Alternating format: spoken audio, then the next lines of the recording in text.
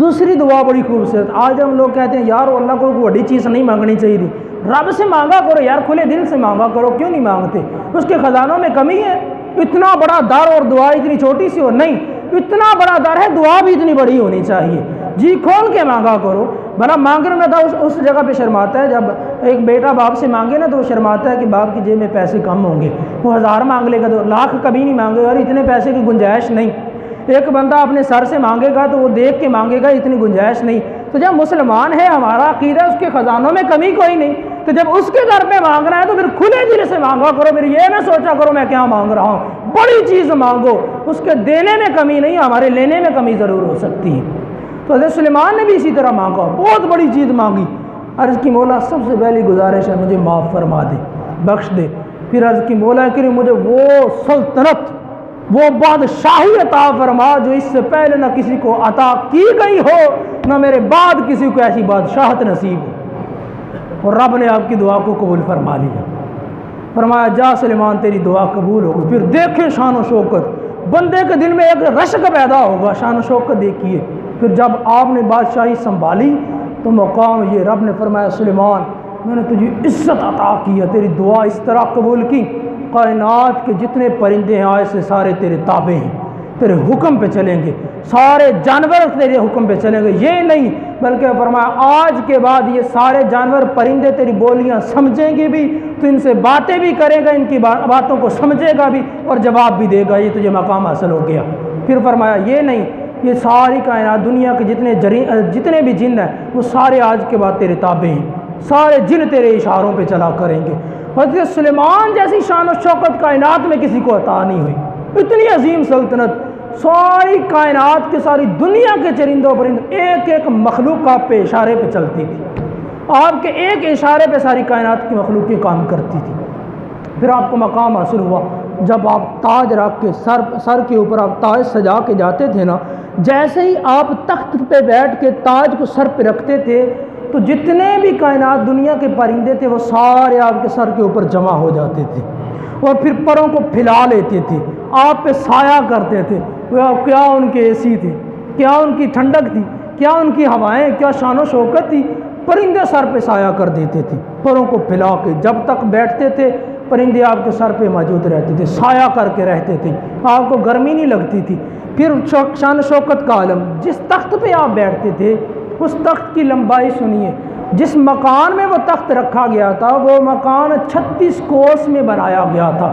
اب بزرگ سمجھتے ہیں کہ ہم کہتے ہیں یار کوسوں دور کی بات ہے, تو کوس کتنا لمبا ہوتا؟ 36 کوس کا وہ مکان تھا جس کے اندر اس تخت کو رکھا گیا.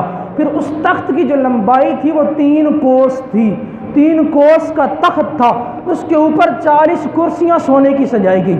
اس تخت کو جو بنایا گیا, اس مکان کو بھی سونے اور چاندی کی اینٹوں سے بنایا گیا, اس تخت کو بھی سونے اور چاندی کی اینٹوں سے بنایا گیا.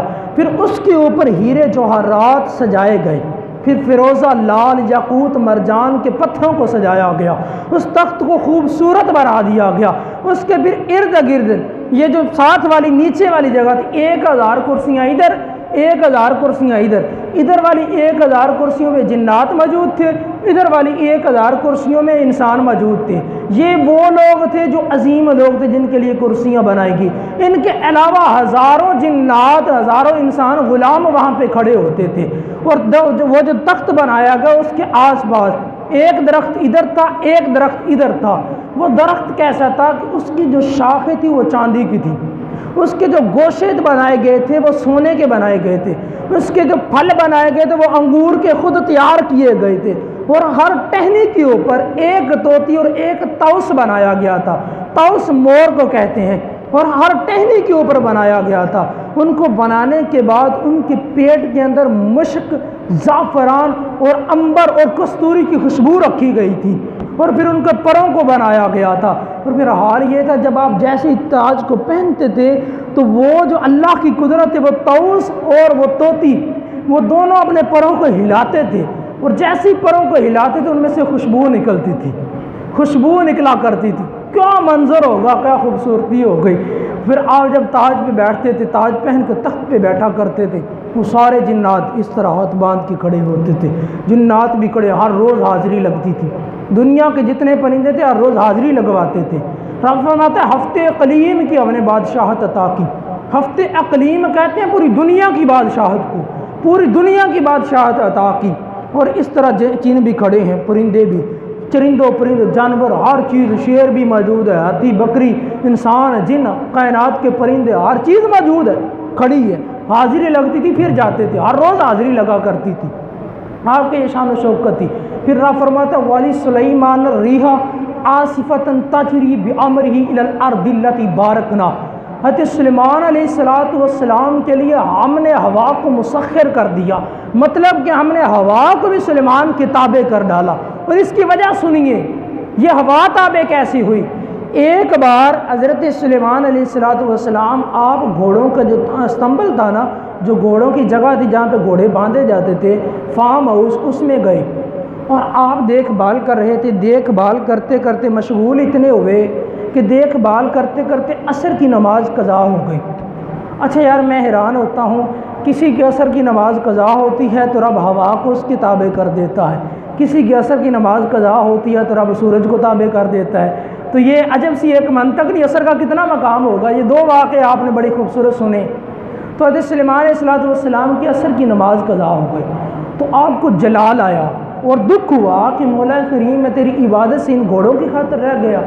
حکم فرمایا اور جتنے گھوڑے آپ کی سلطنت میں موجود تھے سارے گھوڑوں کو اس جلال میں آ کر عصر کی نماز قضا ہوگی، اس تمام کے تمام گھوڑوں کو ذبح کر ڈالا. کہا کہ ان گھوڑوں کی وجہ سے میری نماز قضا ہوئی. یہ دکھ ہوا، یہ رنج ہوا. پھر رب نے فرمایا ایک بندہ میرا اتنے تابع دار، اتنا عشق کرنے والا، اتنا خوف رکھنے والا، اتنا پیار کرنے والا کہ میری خاطر اپنے اتنے قیمتی گھوڑے میری راہ میں ذبح کر ڈالے. فرمایا جا پھر سلیمان تجھے مقام دیا ولی سلیمان الریح عاصفۃ تجری بامرہ الی الارض. دنیا میں تو جہاں بھی جانا چاہے گا اب سے تو گھوڑوں کا محتاج ہی نہیں رہے گا. جہاں جانو یہ ہوا تیرے تابع کر دی، جہاں جانو تیری ہوا تجھے لے جا.